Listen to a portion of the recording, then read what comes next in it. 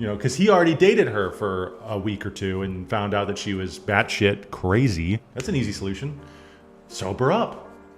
I told him, sober up, Kyle. Stop punching holes in the wall. Sober up. Fast forward 2 years, and he is now facing felony charges, and she is dead. I recently had a situation with, I don't want to call him a friend, but a person I know, and we'll call him Kyle. Kyle was madly in love with this woman, so much so that he totally neglected every other part of his life, it seemed like. He lived in a house that was completely paid by his parents. He couldn't even pay the electric bill, which his mother kindly bestowed upon him. He could barely even keep a job. And he spent all of his time with this woman, and we'll call her Carly. So Kyle basically met this woman through another friend of ours, who desperately pleaded with him not to, please do not date this woman, because he already dated her for a week or two and found out that she was batshit crazy, and told him, Kyle, you need to avoid this woman. She's into weird stuff. She is just a weirdo, and she's just crazy, right? She's just a crazy, rambunctious, insane person. And what do you think he did? Do you think he took the advice of his friends? No. And he started to see her.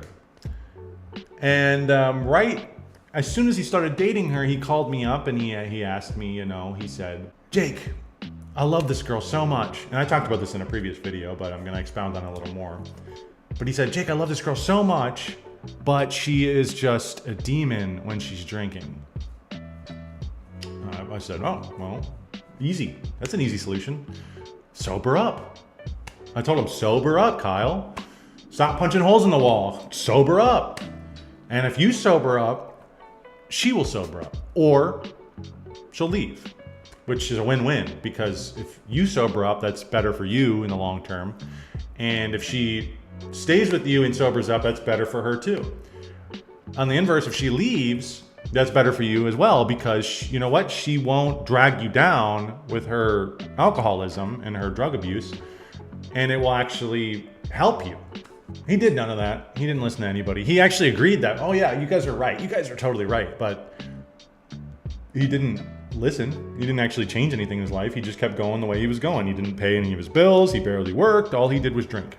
Fast forward 2 years, and he is now facing felony charges, and she is dead. He didn't kill her. But she overdosed after he was charged with domestic violence. She left. They had a protective order, so they couldn't be near each other. And I'm assuming, I don't know the full story, but I'm assuming she went to live with someone else, and they provided her with copious amounts of drugs, so much so that she died. Very sad. She was 22, and it's a very tragic story. But I think there's a lesson in here that, I know there's a lesson in here. And one of the things I've been thinking about with this whole situation is that if you're a man, you need to start thinking about your life and where you're directing your energy. And men, I think, have this kind of explosive energy to them. They have almost like a nuclear bomb inside of them. And it's more immediate, it's more pointed, it's more direct than women's energy. I think women's energy is a little more fluid, it's a little softer, and I think that maybe they kind of direct it in several different areas rather than one pointed area. And we can see this because, like, think about like the pro athletes or like pro gamers or stuff like that. Like, these are like autistic guys who devote their lives to this one thing, and they just devote all their energy, all the nuclear energy inside of them into one thing, and they're the best at it. And these guys probably can't do anything else, right? I mean, like, they can, obviously, but like they probably don't do much else. They just do the one thing, and they do it to the best of the ability. I don't think women really operate that way, usually. I think they kind of spread their energy among many different things. I think that's why there's kind of that old saying, like, women are really good multitaskers. I think that's probably true. I think that women's energy is more just all over rather than in one direct area. So if you're a man and you have this kind of pointed energy in you, I feel like when I look at men around me in society, I think there's really like 3 different avenues they take when they direct this energy. And it's either in their work, you know, the old Sigma grind set, right? Where they just kind of forget everything else and they just work. They work on at their job, or they work on themselves, right? With like their work, like going to the gym. It's their religion. It's kind of like spiritual work. It's fulfillment of the spirit and the soul. Or it's the one that my friend Kyle took, which is putting it all into hedonism and just momentary quick pleasure. I think that you really have to think about where you're putting your energy, especially as a young man in your 20s, early 30s maybe.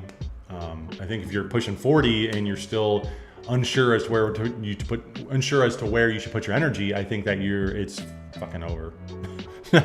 Not really. Everybody can kind of redirect their life, no matter how old you are. But I think you really should, as you're a young man, I think you should really redirect. You should start thinking about where to direct your energy. And usually people in their 20s, early 20s, they're in search of hedonism, right? They're really pouring it into the partying lifestyle, the alcohol, the women, that type of stuff when you're young and your energy is at its highest, right? And I think when you get a little older, when you get into your 30s, most people, I don't think all, but I think a lot of people start to put it into maybe their career, maybe into work. And I think later in life, when you're really, ripened, I think that people start to put it into their soul and their spirit. I think that's just natural. That's the natural progression that you take in life, because you're dumb when you're young and you're just kind of doing what you want. And then you start to really think, wow, I don't have any money and I need to like move out of my parents' house. So I'm going to go and, get a career and try and find a woman.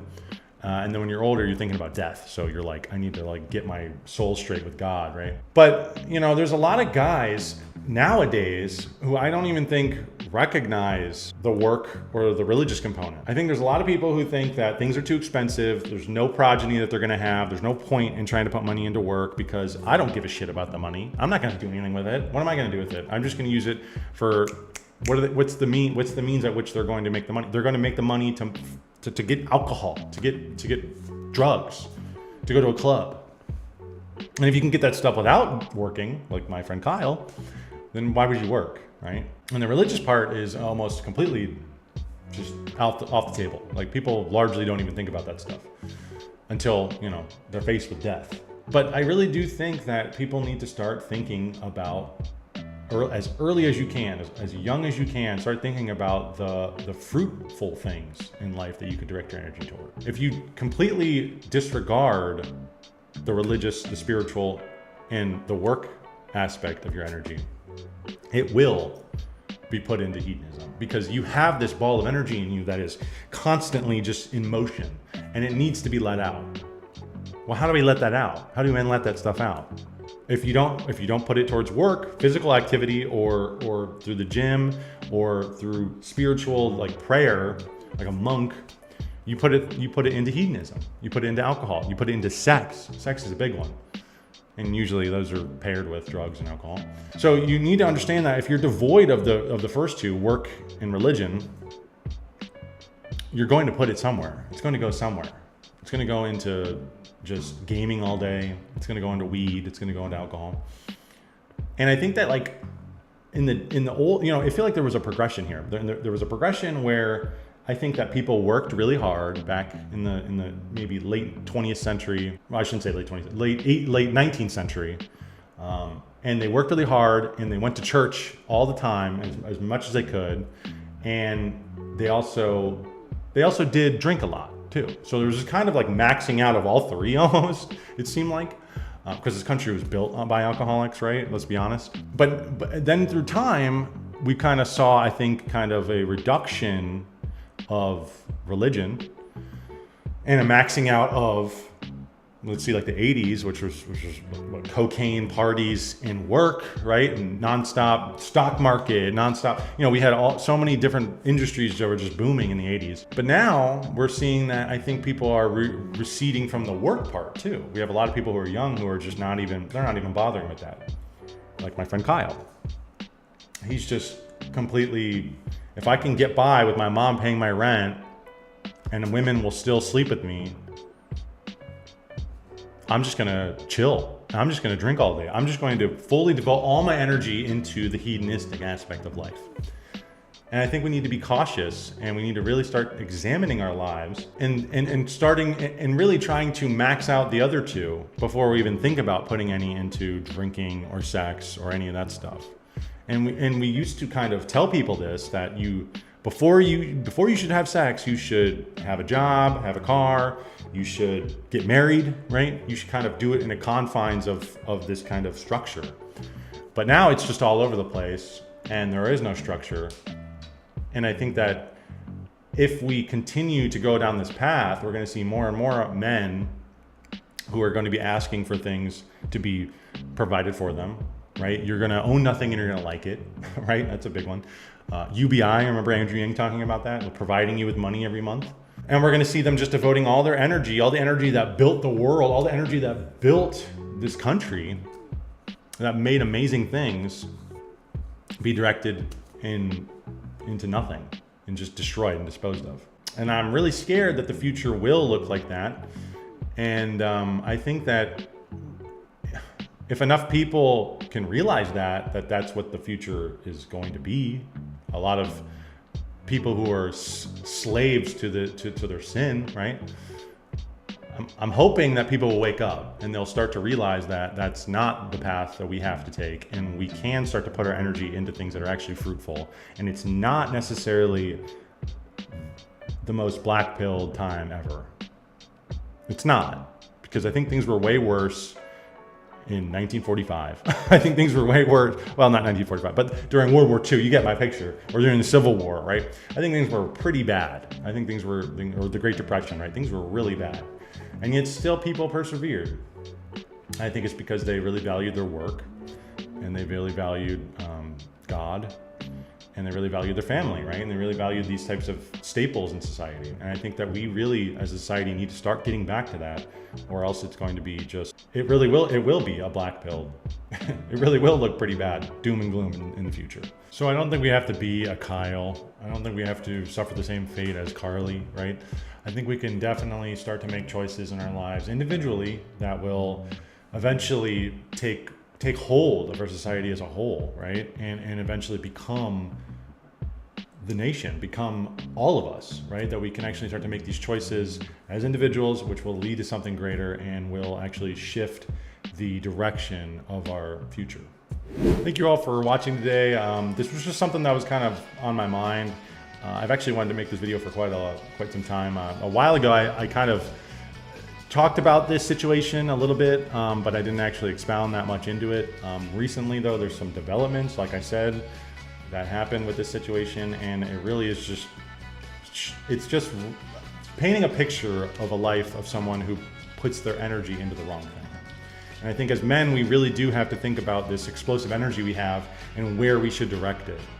And we should direct it at things that are fruitful. We should direct it at God. We should direct it at our work. We should direct it at our bodies and working out and eating right and doing these things. These are things that I've been trying to do recently. I haven't been perfect. Nobody's perfect, but I think that we definitely need to start thinking about these things and trying to make a better society as we move forward. If you liked today's video, make sure to give me a like and a comment down below, and please subscribe. It helps me out a ton. Thank you all, and I'll see you next time.